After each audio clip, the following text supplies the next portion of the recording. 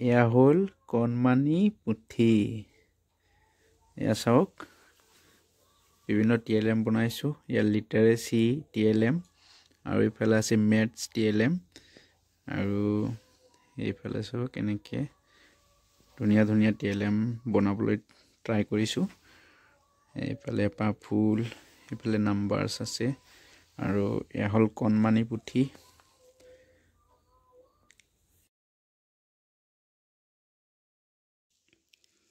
এয়া কণমানি পুথি আৰু এয়া চাওক নাম্বাৰছবোৰ আছে ইয়াত 1 আছে, এটা ফুট দিয়া আছে, ইয়াত 2 আছে, 2টা ফুট, 3 আছে, 3টা ফুট। এনেকৈ আমি শিশুসকলক নাম্বাৰছৰ সৈতে চিনাকি কৰাই দিব পাৰোঁ। এনেকৈ চাইছে এইবোৰ ইহঁতক হাতত এটা এটাকৈ এনেকৈ যদি আমি এটাকৈ দি দিওঁ আৰু এইটো যদি দি দিওঁ কেইটা ফুট আছে বুলি কওঁ, এটা বুলি কওঁ, এনেকৈ আমি সিহঁতক সংখ্যাৰ ধাৰণা দিব পাৰোঁ। 1 2 এনেকৈ আমি দিব পাৰোঁ ধাৰণাকেইটা। এইটো চাওক। তাৰপিছত এইটো মেথছ TLM, এইটো কণমানি পুথি, এইটো ফুলনি বাৰী। ইয়াত কেইপাহ ফুল আছে চাওঁ আহা, আমি গণি চাব দিব পাৰোঁ। তাৰপিছত এইটো মাছৰ ছবি, এইটো লিটাৰেচি TLM। ইয়াত আমি ভাষাৰ সৈতে শিশুসকলক চিনাকি কৰাই দিব পাৰোঁ। আৰু এইটো বিভিন্ন ধৰণৰ এনেকৈ ছবি, এইটো ফুল। এতিয়া প্ৰথমতে আমি কণমানি পুথিখন অকণমান চাওঁ ভিতৰলৈ। এয়া চাওক, এইটো চাওক। আহা আমি ৰং চিনাকি হওঁ, মানে ৰঙৰ সৈতে আমি চিনাকি হওঁ। এইটো মই ইংলিছত লিখি দিছোঁ গ্ৰীণ, ইয়াত অসমীয়াতো লিখিব পাৰোঁ। তাৰপিছত এইটো এনেকৈ কালাৰবোৰ লিখা আছে। ইহঁতক আমি অসমীয়াত ইংৰাজীত দুয়োটাতে আমি ইহঁতক চিনাকি কৰাই দিব পাৰোঁ। তাৰপিছত এইপিনে আছে স্বৰবৰ্ণবোৰ, আমি এইটো তাৰপিছত এইটো এনেকৈ এনেকৈ আমি সিহঁতক এই গোটেইকেইটাতে এনেকৈ দিয়া আছে, এনেকৈ আমি সিহঁতক চিনাকি কৰাই দিব পাৰোঁ। এইবোৰ এনেকৈ চাই এনেকৈ আমি সিহঁতেও বহুত ভাল পাব এনেকৈ সিহঁতক দেখুৱাই দিব পাৰিলে। এইটো চাওক, এনেকৈ আমি দেখুৱাব পাৰোঁ। তাৰপিছত এইপিনে এনেকৈ পাৰোঁ আমি সদায় সুখী, এইটো এনেকৈ আমি সিহঁতক দেখুৱাব পাৰোঁ। তাৰপিছত ৰামধেনুৰ ৰং কেইটা, ঘন নীলা, ৰঙা, বেঙুনীয়া, নীলা, কুমথিৰা, হালধীয়া, সেউজীয়া। এনেকৈ আমি ৰামধেনুৰ জৰিয়তেও বিভিন্ন ৰঙৰ সৈতে সিহঁতক চিনাকি কৰাই দিব পাৰোঁ। আৰু এইটো কৰিলে সিহঁতৰ ভাষাৰ বিকাশ হ'ব। সিহঁতে মুখৰ পৰা যি উচ্চাৰণ কৰিব আৰু পঢ়িবলৈ ইচ্ছা প্ৰকাশ কৰিব আৰু আগ্ৰহী হ'ব যে আমি পঢ়িম, বা পঢ়াটো সিহঁতে বুজা বুলি নাভাবিব। সিহঁতে এনেকুৱা ধৰণৰ ছবিৰ জৰিয়তে যদি আমি সিহঁতক শিকাবলৈ চেষ্টা কৰোঁ, তেতিয়াহ'লে সিহঁতে পঢ়ি পেলাই বহুত ভাল পাব। এনেকুৱা আমি গছ এজোপা আঁকি ওপৰত তলত সেনেকৈ আমি শিকাব পাৰোঁ। তাৰপিছত আৰু গছে আমাক কি দিয়ে তাৰ বিষয়ে আমি ক'ব পাৰোঁ সিহঁতক। তাৰপিছত এইটো বিভিন্ন এলফাবেটছবোৰ, এইটো ইয়াত A লিখি দিছোঁ। এইটো সৰু হাতৰ, ডাঙৰ হাতৰ আমি এনেকৈ শিকাব পাৰোঁ।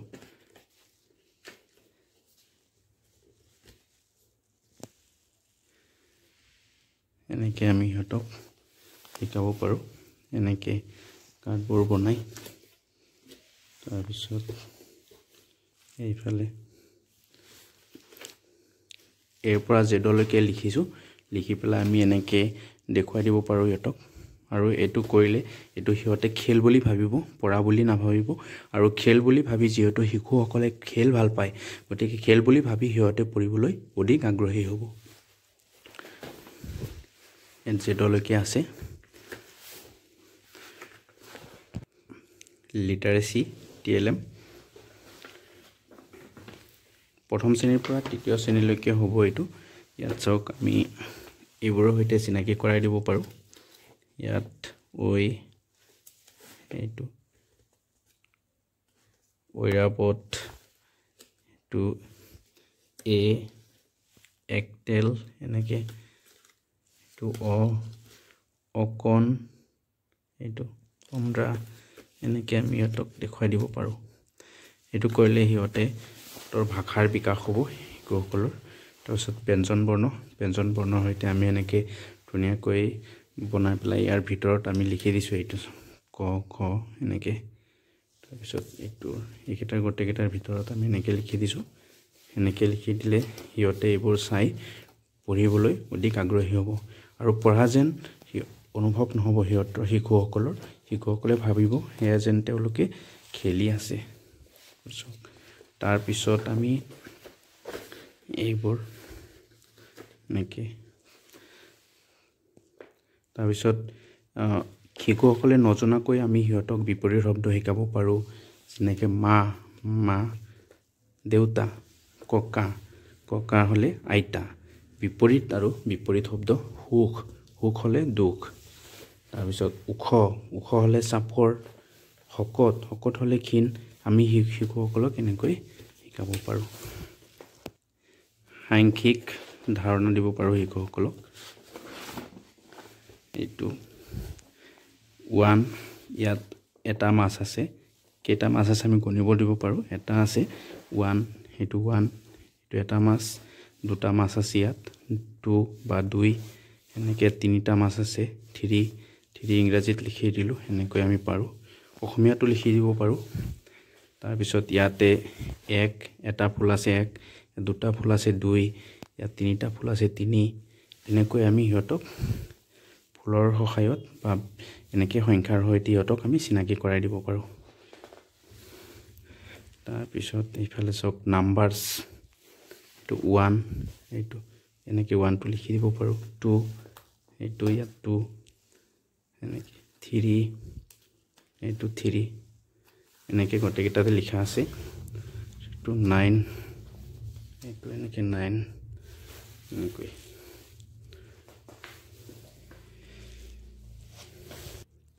এনেকৈ যদি আমি বিভিন্ন TLMৰ জৰিয়তে বা বিভিন্ন ছবিৰ জৰিয়তে শিশু উপযোগী বিভিন্ন TLM ব্যৱহাৰ কৰি আমি শিশুসকলক শিকাবলৈ চেষ্টা কৰোঁ বা কিবা এটা পঢ়ুৱাবলৈ বা কিবা এটা জ্ঞান দিবলৈ চেষ্টা কৰোঁ তেতিয়াহ'লে শিশুসকলে অধিক আগ্ৰহেৰে পঢ়িবলৈ আগবাঢ়ি আহিব বুলি অনুভৱ কৰিছোঁ আৰু এনেকৈ চাওক এই প্লেকাৰ্ডছবোৰ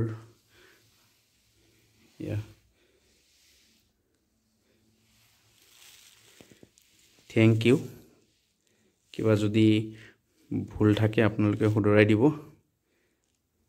থেংক ইউ